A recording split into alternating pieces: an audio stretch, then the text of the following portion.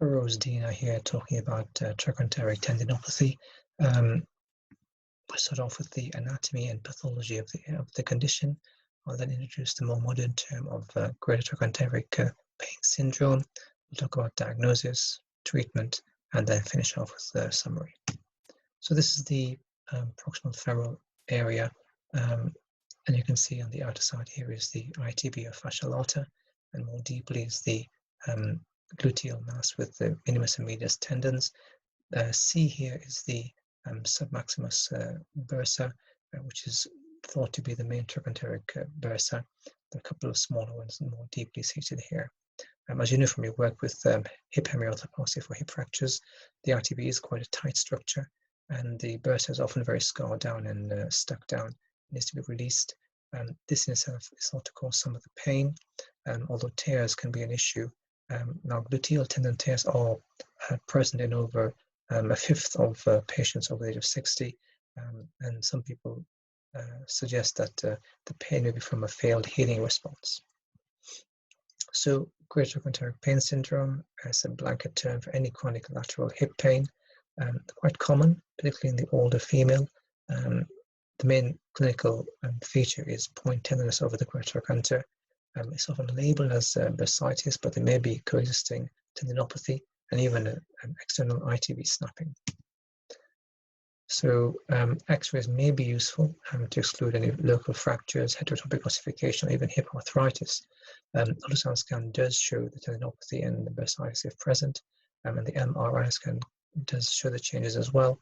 But sometimes this may not be clinically relevant, as often the MRI scan can show bilateral changes and features of disease, whereas a patient may only have symptoms on one side. And here we have a T2 fat suppressed scan. You see the main problem here is inflammation with increased water content around the trochanteric bursa, and possibly some tendinopathy going on there as well, and similar changes on the other side.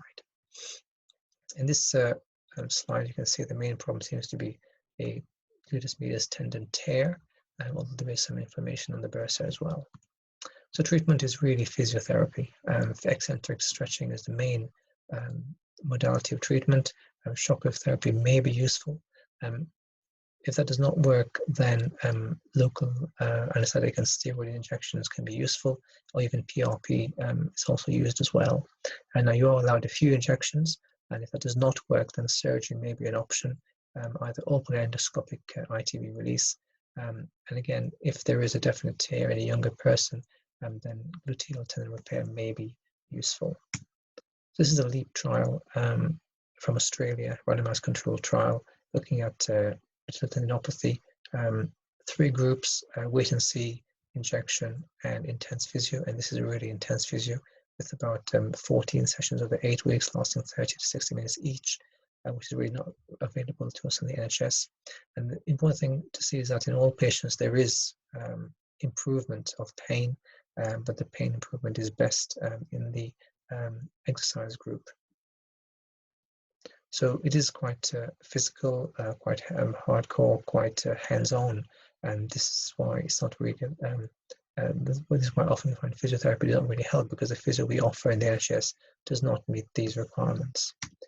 Which is why I tend to offer patients injection, a local and steroid injection of the most tender, over the most tender area on the greater trochanter. And you need to inject down to bone, and one might be quite sore for a couple of days and improve thereafter.